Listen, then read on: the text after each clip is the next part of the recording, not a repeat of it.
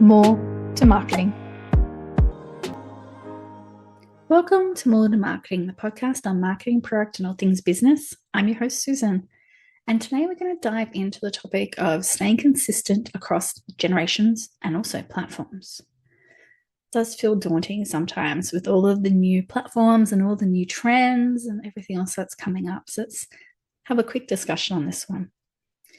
Have you ever had that moment where your Gen Z customers love you on TikTok, your millennials hang out on Instagram, and your Gen X's, they love emails, but none of it actually feels or looks the same as your brand? You are not alone. Now, we're going to be talking about how to stay consistent when you're talking to different generations across multiple platforms and trying not to water you down. But why is it hard? Some of the problems that we come across is different generations have genuinely different habits and expectations. Boomers and Gen X tend to lean more into emails, websites, and even traditional media. Whereas millennials and Gen Zs are scrolling socials, watching short-form videos, and listening to podcasts, hello guys, and expecting interaction. At the same time, all of them are seeing your brand in a fragmented way. A bit of ad here, a bit of reel there, a bit of an email here. The risk is obvious. If you chase every trend for every generation, you end up with a brand that feels like a different person in all these different rooms. But you need to create one recognizable personality that can have a conversation with that TikTok 22-year-old and that inbox junkie 52-year-old. So the big idea here is constant and being consistent to your core, but having flexible expressions. The brand that wins across generations have a constant core and a flexible expression. Think of the constant core of three things. So like your promise, that's the value you deliver in plain language. Then your point of view, what you believe about your category, your market, and your customers. Then your personality, so how you sound and behave when you show up as a brand. Those do not change no matter who you're speaking to or where you show up. What does change is how you express that core for each of the generations and their platforms. So you see this across Coca-Cola and Nike. So Coca-Cola keeps the same emotional story of connection and joy, but they have different creativity ways they've done it, and they've evolved it over the time and channels. Nike keeps that same core message of empowerment and performance, and they tell their story through a lot of different social justice and cultural conversations for that younger audience as well. Now, I suppose the first principle to really think about here is know the humans, not the generations. Generational labels are useful, but they are only a starting point. Research constantly shows us that some broad patterns can help us. So some of those broad patterns are those generational ones. So let's quickly go through them.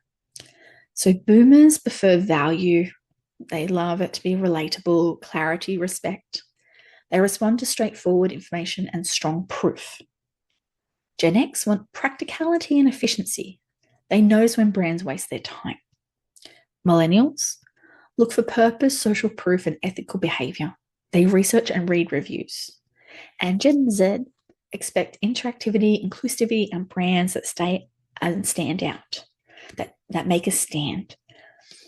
They are fluent in visual and meme culture too. Now, these are stereotypical, so please tell me any other ones I should add to those as well. But between each of these groups, your audience still has segments by life stage, income, culture, and needs. The research points here. Multi-generation strategies work best when they combine age-based insights with actual behavioral data from your customers. Now, you really should know your data. You should do research on it. That will help you. That is a starting point. Principle 2, one message, but many versions. The next piece of research that matters is brands that perform well across generations keep one core message and adapt the framing, examples, and format by audience. So you can frame it like this. So some messages, we help you feel confident with your money. So for boomers and Gen X, email, it could be long form practical tips and clear steps and case studies. For a millennial on Instagram, it could be carousels with before and after stories, value-driven captions, that kind of thing. And then for Gen Z, TikTok. Short, punchy hook videos, challenges, and maybe a creator collab that show money confidence in everyday life. The research around cross-generational branding talks about using universal themes like trust, family, ambition, and well-being. Then adjusting the story and visuals for each group. This is how you stay emotionally consistent while still feeling relevant in those different feeds. Now, principle 3, consistency across channels, not sameness. A lot of brands confuse consistency with copy and paste content everywhere. The difference is very clear here. Cross-posting identical content reduces performance and can alienate different segments. So instead, think of consistency more as same core story and visuals, different cuts and formats for each channel and generation. Now, to put this into actual practice as an example is always good. So I found a couple. Visuals. So you keep your logo, color palette, and basic visual style staple, but tailor the layout and maybe the pacing of it for the format. Tone. The personality stays the same, but you adjust the level of either like formality, speed, or references for each audience. And then the format. So you got long or short. Long, information-rich content for emails and blogs where older generations are happy to read. And then your short form ones, which are like verticals, highly visual content for younger audiences. Think things like TikTok Reels and Shorts. You can reference findings and all these different things if you look at how strong things work on different platforms and do ROIs on it. And then you can also see some of the stronger loyalty as well when you do this. Now, final principle 4, that I want to talk about is let your audience co-create the consistency. Now, this is a really clever one that a lot of brands have been putting into place.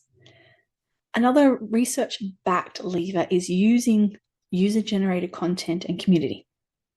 When you invite customers of different ages and stages to share their own stories, the brands also naturally, for some reason, in most cases, become consistent through lived experience, not just top-down messaging. You can mention multi-generational campaigns that bring families or teams together that create that real emotional bridge between age gaps. Reviews, testimonials, and creator partnerships all act as proof points of this, building that trustworthiness in the ads and also in all the other content created, particularly for millennials and Gen Zers. But if you only a consistent voice is yours, you are missing a chance to let your customers carry the brand for you. Why not? They want to showcase it and be part of your story. If it fits in, that's a fantastic plus. So here's your consistency checklist across generational platforms. Ask yourself this about your brand. Is your brand's promise written in one clear sentence that anyone from 18 to 180 would understand? Do you know the 2-3 main segments you serve within each generation based on real data, not stereotypes? Can you show one campaign idea expression 3 different ways? Email, social, and maybe in-store an event or something. Are your visuals recognizable at a glance, even if the content format changes? Are you measuring which platforms different age groups actually use instead of guessing? And last question to ask yourself, where can you invite your audience to co-create, whether reviews, stories, or content, to make the brand feel shared, not imposing? Staying connected across generations and platforms can be done with a bit of planning. As we've gone through, a lot of it is about how you show yourself and continue that consistent message across. Love to hear how you are bringing this about yourself, so feel free to reach out. Otherwise, thank you for listening to More to Marketing. Don't forget to like and follow so you don't miss out on any future fabulous podcasts. More to Marketing.